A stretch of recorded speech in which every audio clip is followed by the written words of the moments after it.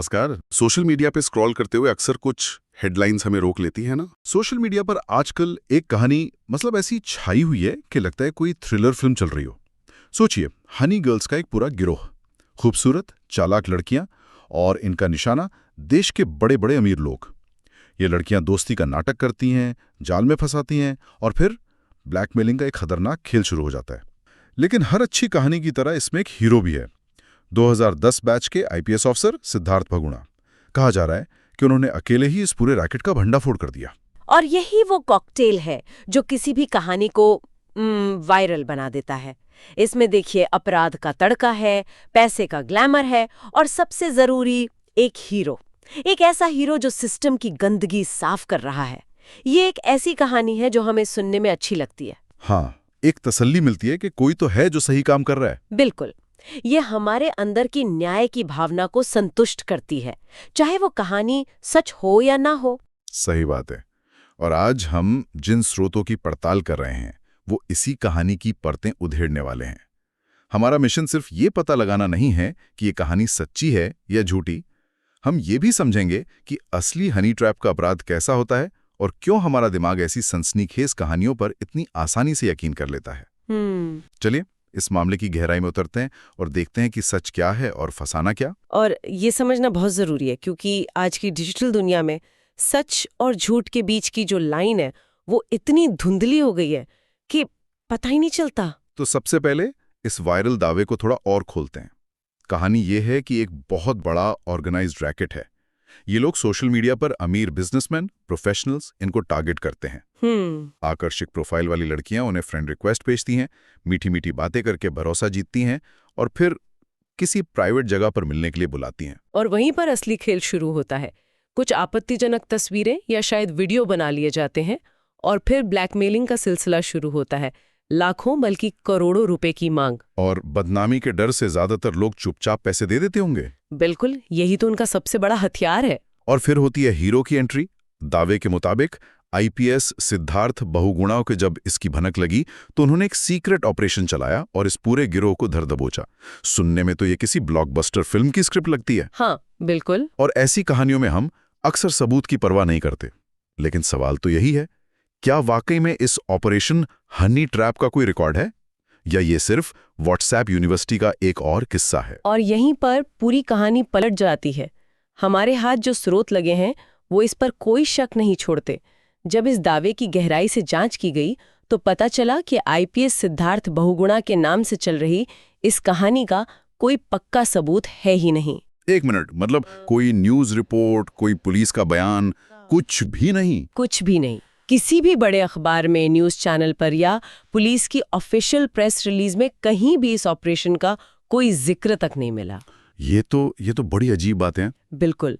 स्रोत साफ कहते हैं कि किसी भी भरोसेमंद मीडिया हाउस ने ऐसी कोई खबर नहीं छापी। यहाँ तक कि सिद्धार्थ बहुगुणा के अपने शानदार करियर रिकॉर्ड में भी ऐसे किसी बड़े हनी ट्रैप रैकेट का भंडाफोड़ करने का कोई जिक्र नहीं मिलता। सीधी सी बात यह है कि ये कहानी, जिसमें एक असली आईपीएस अफसर का नाम और उनका बैच नंबर इस्तेमाल किया गया है ताकि वो असली लगे। हाँ, ताकि भरोसेमंद लगे। बिल्कुल, वो कहानी पूरी तरह से मनगढ़ंत है। इसका सच्चाई से कोई लेना देना नहीं है। ये सुनकर तो मैं सच में हैरान हूँ। मतलब किसी असली अफसर का नाम, उनका बैच, सब कुछ इस्तेमाल कर लिया और कहानी पूरी की पूरी झूठी। ये तो बहुत ही खतरनाक ट्रेंड है। लेकिन इससे एक बहुत बड़ा सवाल खड़ा होता है। अगर आईपीएस बहुगुणा वाली कहानी झूठी है तो क्या इसका मतलब यह है कि हनी ट्रैप जैसी चीजें होती ही नहीं है? क्या ये सब बस एक शहरी कहानी है? नहीं। और यहीं पर बात और भी पेचीदा और कह सकते हैं डरावनी हो जाती है। वायरल कहानी झूठी हो सकती है, लेकिन हनी ट्रैप का अपराध 100% असली है। अच्छा। और ये जानना जरूरी है कि असली हनी ट्रैप की घटनाएं वो वायरल कहानी से भी ज्यादा खतरनाक होती हैं, क्योंकि उनमें कोई हीरो नहीं होता। असलियत में ये अपराध बहुत चुपचाप होते हैं। ये अकेलापन, लालच और सामाजिक दबाव जैसी इंसानी कमजोरियों का फायदा उठाते हैं, जो किसी भी सनसनीखेज कहानी से कहीं ज्यादा डरावना है। अच्छा, तो अगर वो वायरल कहानी फिल्म थी तो असलियत कैसी होती है? क्या हमारे पास असली हनी ट्रैप की घटनाओं के कुछ उदाहरण हैं जिससे हम समझ सकें कि असल में कैसे काम करता है? हाँ, कई हैं। और ये मामले दिखाते हैं कि अपराधी कितने अलग अलग तरीकों से काम करते हैं। जैसे एक मामला गुजरात का है जो बहुत चर्चा में रहा। यहाँ एक सोशल मीडिया इन्फ्लुएंसर और उसके दोस्त मिलकर लोगों को फंसा रहे थे। एक इन्फ्लुएंसर? हाँ, वो लड़की अपनी पॉपुलैरिटी का इस्तेमाल करके अमीर लोगों से दोस्ती करती थी, उन्हें मिलने बुलाती थी और फिर उसके साथ ही विक्टिम को धमकाकर पैसे ऐंठते थे। मतलब वो अपने ही फॉलोअर्स को निशाना बना रही थी। ये तो भरोसे का कत्ल है। इसमें तरीका क्या था? क्या वो भी वीडियो बनाकर ब्लैकमेल करते थे? हाँ, उनका तरीका लगभग वही था। वो बातचीत के स्क्रीनशॉट्स और प्राइवेट मुलाकातों को हथियार बनाते थे। लेकिन ये तो एक तरह का, क्या कहते हैं, अपॉर्चुनिस्ट क्राइम है। इससे भी ज्यादा खतरनाक होते हैं वो गिरोह जो इसे एक बिजनेस की तरह चलाते हैं।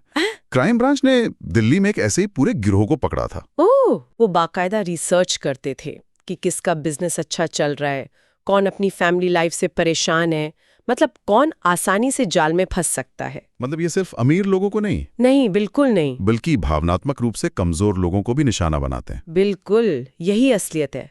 वो आपकी दौलत से ज्यादा आपकी कमजोरी का फायदा उठाते हैं। ये गिरोह हफ्तों महीनों तक आपसे बात करते हैं, एक नकली भावनात्मक रिश्ता बनाते हैं ताकि भरोसा बन जाए। हाँ, और जब आप पूरी तरह उनके भरोसे में आ जाते हैं तब वो अपना जाल फेंकते हैं। ये एक मनोवैज्ञानिक खेल है। वायरल कहानी में तो लड़कियां सिर्फ एक चारा हैं, लेकिन असली अपराध में वो शातिर खिलाड़ी होती हैं। ये तो सच में वायरल कहानी से कहीं ज्यादा डरावना है। तो हमारे सामने दो तस्वीरें हैं। एक तरफ एक झूठी हीरो वाली कहानी है जो वायरल हो रही है, दूसरी तरफ एक असली खामोश अपराध है जो लोगों की जिंदगियां बर्बाद कर रहा है। सवाल यह है कि हमारा दिमाग उस झूठी कहानी पर इतनी आसानी से यकीन क्यों कर लेता है? ये आज के दौर का सबसे बड़ा सवाल है और इसका जवाब हमारे दिमाग के काम करने के तरीके में छिपा है। इसे कन्फर्मेशन बायस कहते हैं। कन्फर्मेशन बायस? हाँ, मतलब हम उन सूचनाओं पर तुरंत यकीन कर लेते हैं जो हमारे पहले से बनी हुई सोच से मेल खाती हैं। अगर हम पहले से मानते हैं कि समाज में अपराध बहुत बढ़ गया है, तो हनी ट्रैप की कहानी हमें बिल्कुल सच लगेगी। हम सबूत नहीं ढूंढते, हम अपनी सोच का समर्थन ढूंढते हैं। और शायद हमें एक हीरो की भी तलाश रहती है। हमें ये सोचना अच्छा लगता है कि कोई है जो सब ठीक कर देगा। जब आईपीएस बहुगुणा जैसा एक चेहरा सामने आता है तो वो हमारी उस उम्मीद को पूरा करता है। आपने नस पकड़ ली। हमारा दिमाग तथ्यों से ज्यादा कहानियों से जुड़ता है। एक पुलिस रिपोर्ट जिसमें सिर्फ फैक्ट्स हों वो हमें बोरिंग लगेगी, लेकिन एक कहानी जिसमें एक हीरो, एक विलन और एक ड्रामा हो, बिल्कुल। और जब कहानी भावनात्मक रूप से हमें संतुष्ट करती है तो हम उसकी सच्चाई की जांच करने की जरूरत ही महसूस नहीं करते। गलत सूचना फैलाने वाले हमारी इसी कमजोरी का फायदा उठाते हैं और सोशल मीडिया के एल्गोरिदम में आग में घी डालने का काम करते हैं, है ना? वो हमें वही दिखाते हैं जो हम देखना चाहते हैं। अगर हमने एक बार ऐसी कोई कहानी लाइक कर दी तो वो हमें वैसी 10 और कहानियां दिखाएगा, जब तक कि हम उसे ही सच न मान बैठें। एकदम सही। हम सब अपने अपने एक एको चेम्बर या कहें कि एक ऐसी गूंज वाली घाटी में जी रहे हैं जहां हमें सिर्फ अपनी ही आवाज सुनाई देती है। इससे बाहर निकलकर सच को देखना बहुत मुश्किल हो जाता है। तो हर जानकारी पर शक करना, सवाल उठाना आज के समय की सबसे बड़ी जरूरत है। बिल्कुल। ये सब सुनकर वाकई में चिंता होती है। ये अपराध असली है और बहुत खतरनाक है। तो सिर्फ फेक न्यूज पहचानने से तो काम नहीं चलेगा। एक आम इंसान खुद को इस तरह के जाल में फंसने से बचाने के लिए क्या कर सकता है? क्या कुछ प्रैक्टिकल कदम हैं? हाँ, बिल्कुल हैं। और ये डिजिटल दुनिया में जीने के लिए बहुत जरूरी हैं। इसे हम डिजिटल हाइजीन कह सकते हैं। Digital hygiene? हाँ, सबसे पहली चीज, अजनबियों से सावधान रहें। अगर सोशल मीडिया पर किसी अनजान, बेहद आकर्षक प्रोफाइल से फ्रेंड रिक्वेस्ट आती है तो तुरंत स्वीकार करने से पहले थोड़ा सोचें। उनकी प्रोफाइल चेक करें। क्या उनके दोस्त असली लग रहे हैं? क्या उनकी तस्वीरें असली हैं? आप प्रोफाइल पिक्चर को गूगल पर रिवर्स इमेज सर्च करके देख सकते हैं।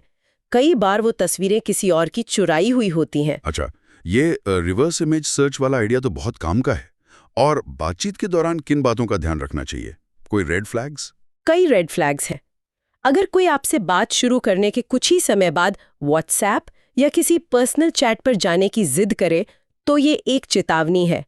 अगर वो अपनी जिंदगी के बारे में बहुत दुख भरी कहानियां सुनाए और फिर अचानक आपसे पैसे मांगने लगे, चाहे कितनी भी छोटी रकम क्यों ना हो। हाँ बिल्कुल, तो सावधान हो जाइए।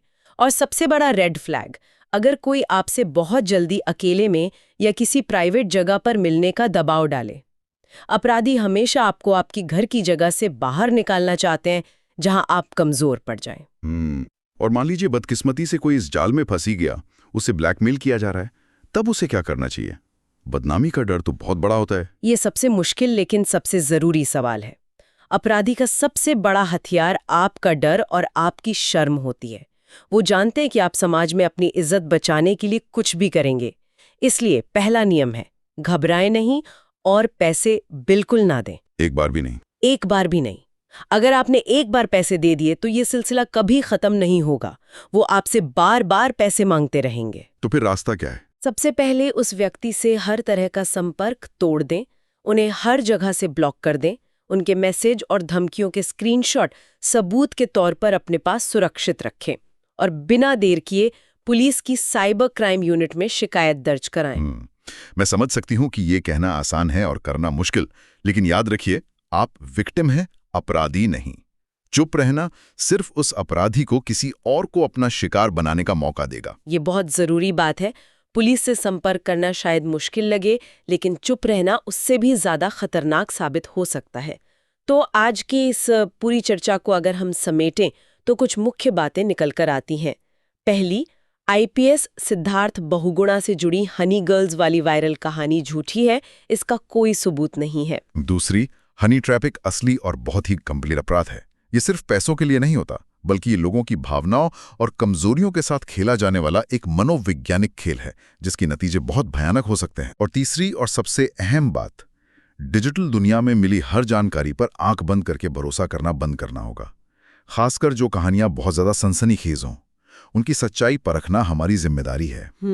और चौथी, खुद को बचाने के लिए डिजिटल हाइजीन अपनाना और किसी भी तरह के जाल में फंसने पर चुप ना रहना बहुत जरूरी है। तो इस सब का निचोड़ यही है कि डिजिटल दुनिया में हर चमकदार कहानी सोना नहीं होती। और मैं इस चर्चा को श्रोताओं के लिए एक अंतिम सवाल के साथ छोड़ना चाहूंगी। ये पड़ताल एक अहम सवाल खड़ा करती है। जब कोई कहानी हमारी सोच, हमारे डर या हमारी उम्मीदों से मेल खाती है, तो क्या हम सच जानने की अपनी जिम्मेदारी से पीछे हट जाते हैं? क्या हम जानकारी का इस्तेमाल एक जागरूक नागरिक की तरह कर रहे हैं, या सिर्फ एक ऐसे दर्शक की तरह जो अपनी पसंद की कहानी सुनकर खुश हो जाना चाहता है? ये सवाल सिर्फ इस हनी ट्रैप की कहानी का नहीं है, बल्कि हर उस खबर और पोस्ट का है जो हम रोज अपने फोन पर देखते हैं।